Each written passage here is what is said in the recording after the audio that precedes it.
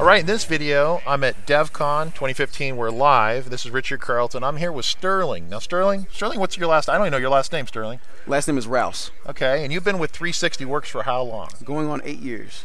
And today we're going to be talking about credit card processing on the FileMaker platform. 360 Works is one of the leaders in bringing value-added tools to the FileMaker platform.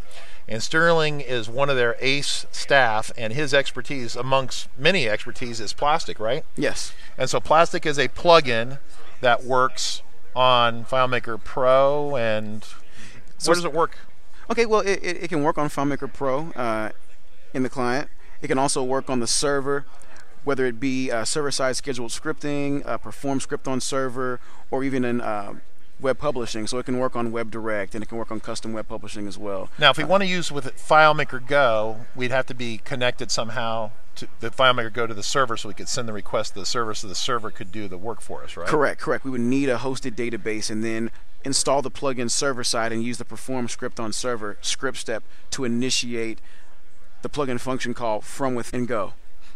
I want to make this video valuable for beginners as well as experts. So just at the very beginning or basic level, what does it take to process a credit card? I mean, I get a credit card, I want money. How does this work? I mean, just in a big scheme, 20,000 foot view. Sure, from a 20,000 foot view, most merchants who want to sell their wares and they want to use the Plastic plugin to do so, they're going to need, the first thing they're going to need is a merchant account. And so the idea behind a merchant account is you've got these companies that are called payment gateways, and they're basically, like the name suggests, middlemen. And what they're middleman for is between the merchant who wants to sell stuff and then a processing bank where the actual money changes hands.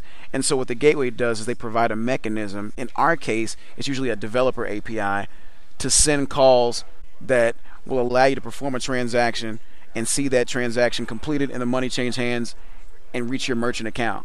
So FileMaker needs to talk to the gateway people, basically, is what you're saying. Yes. And then the gateway people go out on a network somewhere and they finish transacting it at a bank somewhere? Right.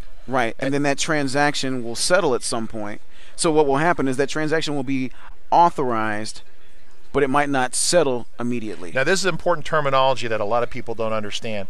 When you run a credit card, typically the money is not instantly in your bank account. Correct. What happens is, generally, now see if I get this right, during the day, say you're a business, you're a dog food company or a store, and you're going to do 20 orders with the credit card, and they're authorized, each one's authorized. At the end of the day, the gateway or the bank, they run a process to finalize the orders and move the money, right? Correct. And that's usually called settlement. And you're correct. That can be configured really at both levels. You know, I think where the payment gateway is helpful is that many of them, not all of them, but will give you the opportunity to set a specific time that you want that settlement to occur. And every day at that time, it will go through the log of authorized transactions, the pending ones that are waiting finalization, and will settle those transactions for you. Okay. Now let me ask you a question. Your software, I guess, obviously allows us to talk to the gateway and put a credit card in, and we're going to see that in a second. Sure. Can we also refund money with your plugin? Absolutely. You can not only can you refund transactions, but you can void transactions as well. And the difference between those two concepts has a lot to do with the settlement that we just talked about. If a transaction has not yet settled, it can be voided. If it's been settled, then the money's moved. Right. Then you're refunding. Then you have to refund it. Correct. Okay, great. So let's talk about the gateways that you support. So we can send, authorized.net's a big one. It's a huge industry one. I know big business uses authorized.net. So they're a gateway you talk to. Who else can you talk to move money around? We have quite a number of gateways. Plastic kind of started out with authorized.net and PayFlow Pro, which is a credit card processing service from PayPal. But we extended it to work with First Data, TransFirst. And we also have some gateways that are based in other countries. For example, we have the RealX gateway that's in the UK. We have Merchant Warrior that's in Australia and New Zealand. And we also have Moneris in Canada. Okay. Yeah. So big ones people ask me about all the time, at least domestically in the United States, they're asking me about PayPal, right? So you do talk to PayPal. We do talk to PayPal, but it's not how most people think of PayPal. Most people think of PayPal as, if I'm going to go purchase something on PayPal, I'm going to go to some site, click a button to say buy with PayPal, and then get redirected to the PayPal site where I log in with my credentials and pay for that that item, and then maybe get brought back to the site where I initiated the transaction. That's not what we're talking about with Plastic. With Plastic, we're basically talking about a credit card only service that's akin to what Authorize.net or First Data or any of these other gateways that I just named offers. So it's really about credit card processing and money changing hands that way. You know, and that's a good point. I'm going to re-emphasize this point because it's a good one. A lot of people will say, I take PayPal. In fact, we do this on our site when people buy our training. They say, we're going to place the order. They say, pay for it.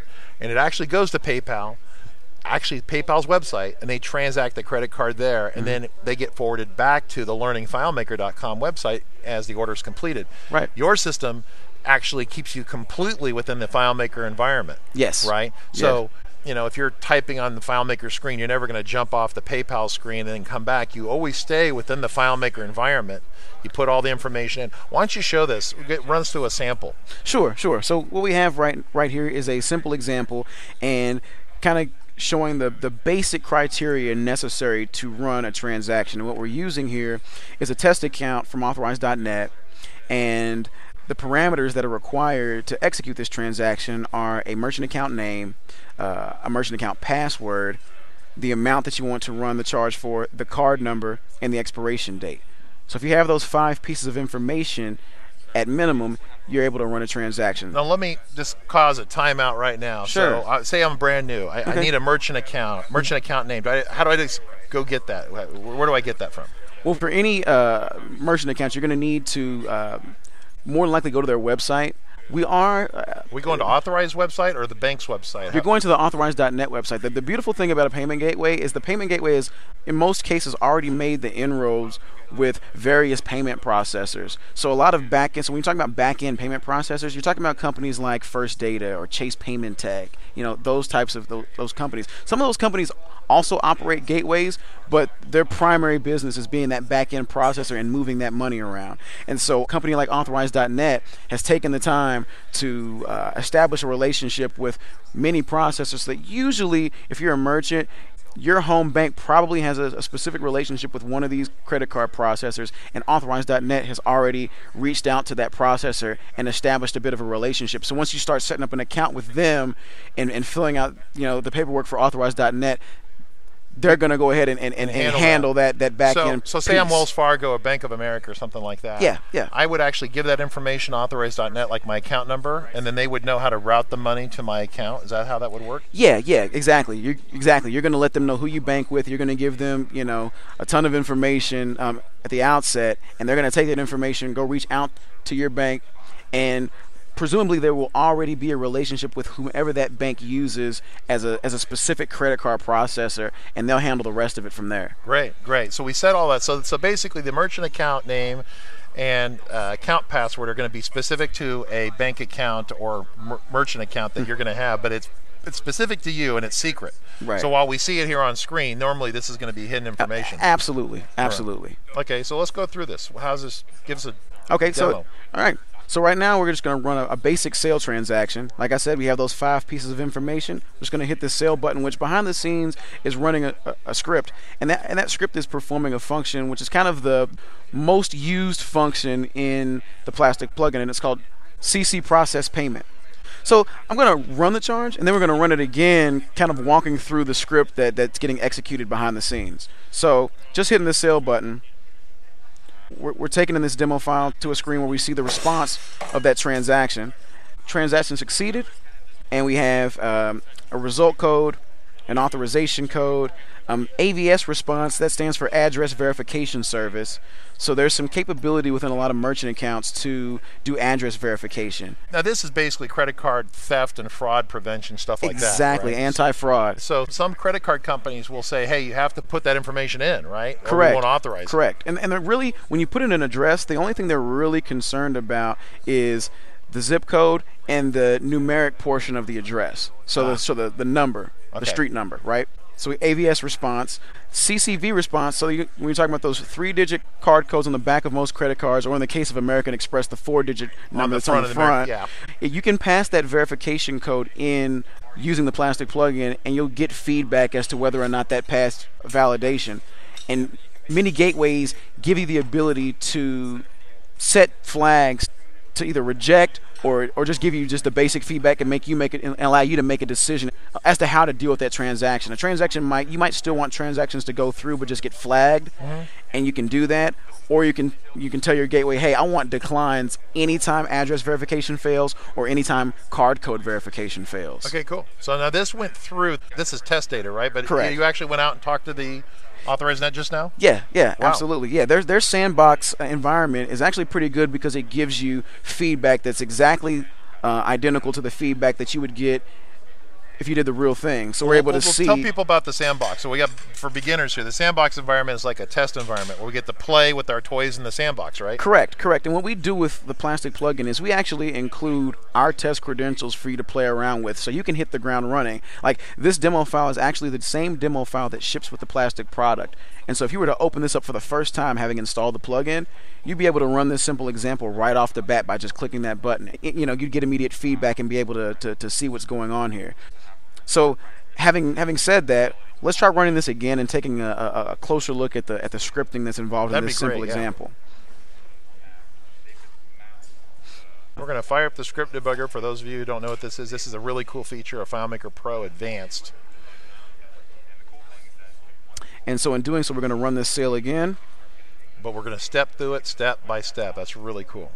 One of the things, if you're not familiar with how plugins work, a plugin's going to add a suite of external functions to FileMaker's suite of built-in functions that you can call, and the mechanism typically for calling these within a script is to set the value of a plugin function call to either a field or a variable. Right. A lot of times what's most important is the action being done as opposed to the response that you get back. And so a lot of times that dictates whether you want to store something in a field versus a variable. In this case, the first thing you want to do is tell the plugin which gateway we're using. Okay. And so there's a plugin function called ccsetGateway, and that gateway is actually authorized.net, which we have up here at the top. Cool. So we're going to do that, and we've actually got some error reporting scripting in here in case the result of that function call is the word error in all caps, and this is how all of our plugins work. All of our plugins will have a last error function you can call to get detailed information about what error might have occurred, if any. And I see it on the next line, CC last error. Yeah. So in this case, no error. Okay. So we're going to move on. The next thing is we're going to determine whether or not to set the plugin in test mode. Now, test mode can mean a couple of things depending on the gateway when we're talking about plastic.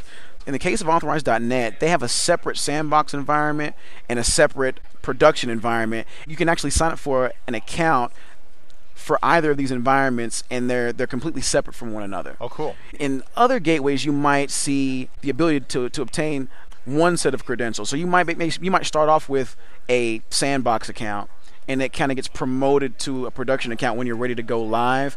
And you can probably still perform transactions against a sandbox, but you're still using your live production credentials. So you have one set of credentials that can communicate with either a sandbox server or a production server. So with authorized.net, you're saying those are separate accounts? Those are separate accounts. So what we want to do in the case of authorized.net is we're actually not going to set this in test mode because their sandbox environment is completely separate with a completely separate set of credentials. So we use a separate merchant account and password for the sandbox? Exactly. So if you start off with a sandbox account and then you decide you want to go live, you're not going to use those same credentials you were using in the sandbox. You use your live credentials. Absolutely. Got it.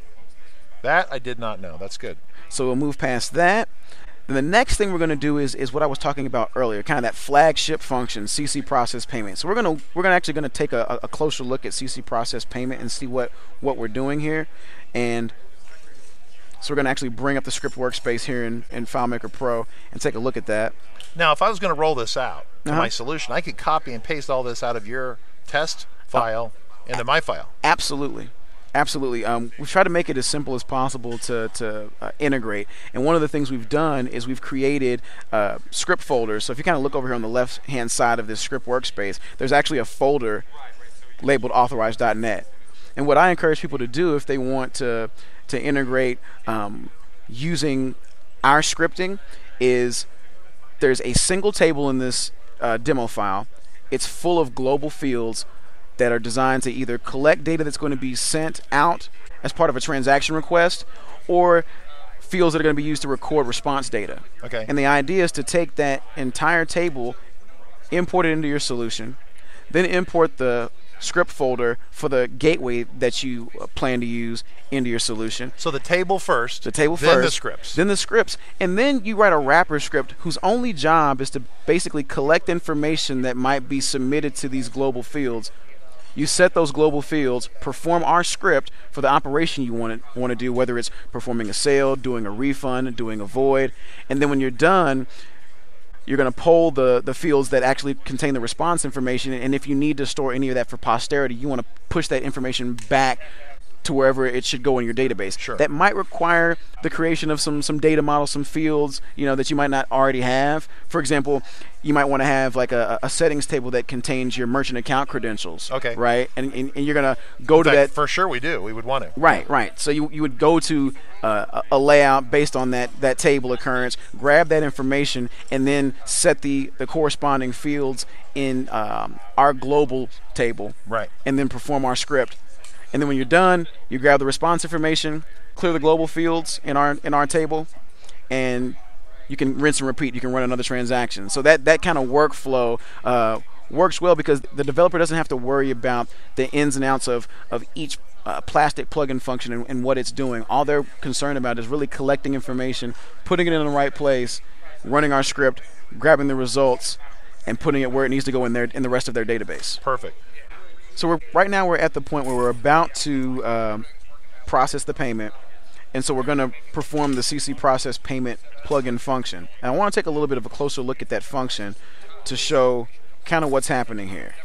And so in a simple example, as you can see here, there are only 5 parameters here. Again, we talked about these before: merchant account name, password, amount, yeah, card number, expiration date. So when we actually call this function is actually going to initiate communication out across the internet. Exactly. Of all the plugin functions that we've called thus far in this script, this is the first one that's actually communicating with the payment gateway. And it's actually the only one in this particular script that's going to actually reach out and talk to the gateway. So this is the go do it yes. command, right? This is where the magic, say go do it, but this is go do it. Yeah, this is where the magic happens. Absolutely. All right, so we're going to back out of this. We're going to go back to our script debugger, and we're going to go ahead and execute that plugin function call. So as you can see, it took a second, reached out to the gateway, got us a result. Once again, we have some error handling code in our scripting.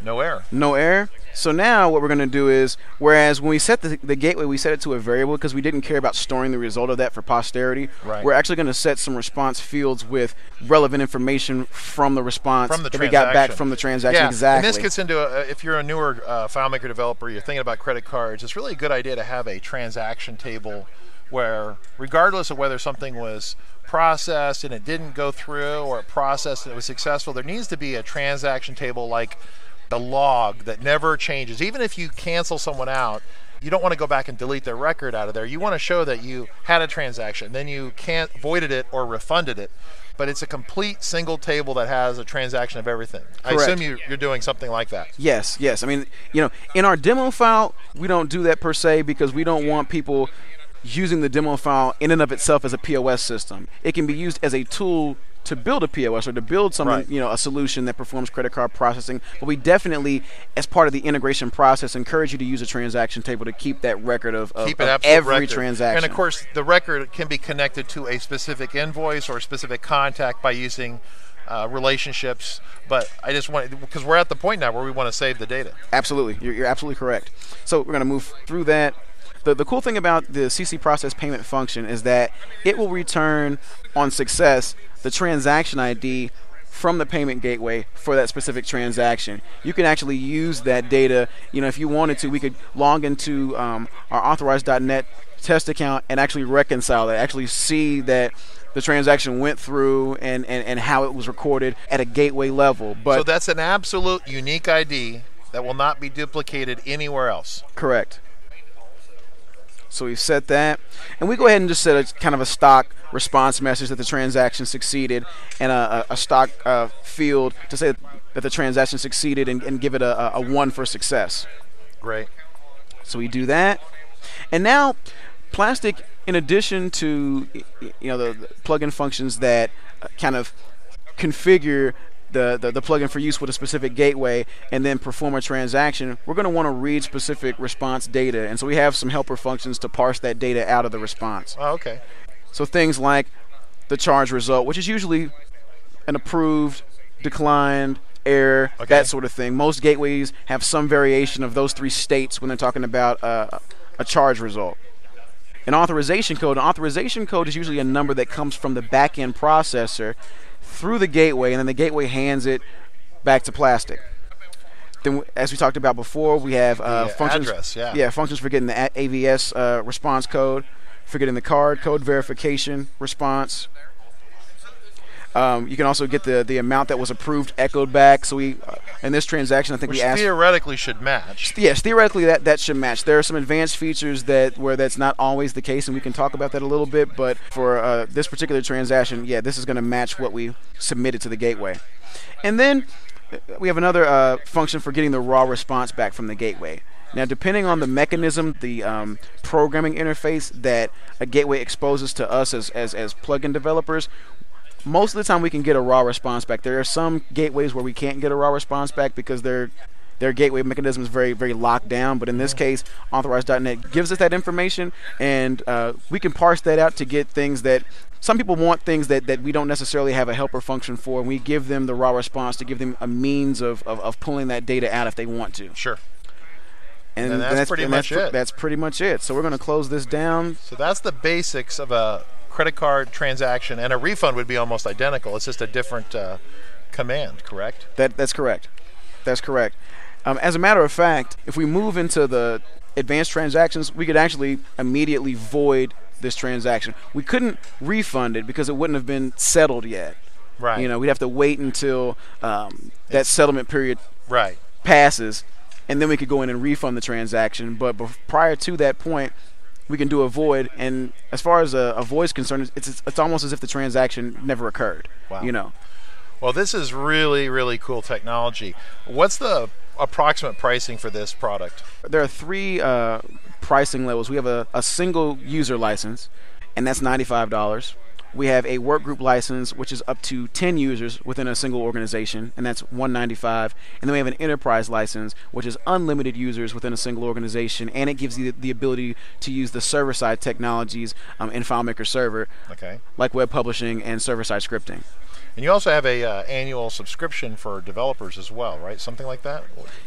Plastic is part of our portfolio bundle that we offer, and so that's the ability to basically get virtually all of our products in one suite at a fraction of the cost. We're talking about 25% of the total cost of every one of these plugins bought individually. And that's a sweet program. I know that RCC is part of that, and that's how we license all our work from 360. And there's yet another licensing model for Plastic, and it's in the event that you wanted to use Plastic as part of a vertical market solution that you were selling. It's called a solution bundle license, and that's $19.95, so $1,995 for a solution bundle. One-time costs lets you distribute it in your vertical. Good. Well, just to leave things off, 360 Works has been in the software FileMaker business for a number of years. Sterling, you've been around for a while. Yeah. And we really appreciate all the hard work. There are projects out there in the FileMaker community that would not have succeeded without the use of 360 products. And so 360 has always filled these niche gaps where FileMaker doesn't do credit cards on its own, and FileMaker in the old days didn't do document management on its own, and it didn't do really easy integration with Word, being able to Word documents and things like that. And so there's a number of videos we're going to have on 360 products. This is our credit card processing video, and I want to thank Sterling for coming out and giving us a great demo. Thanks for having me. All right, this is live Richard Carlton from DevCon 2015 for LearningFileMaker.com, and we'll see you next week.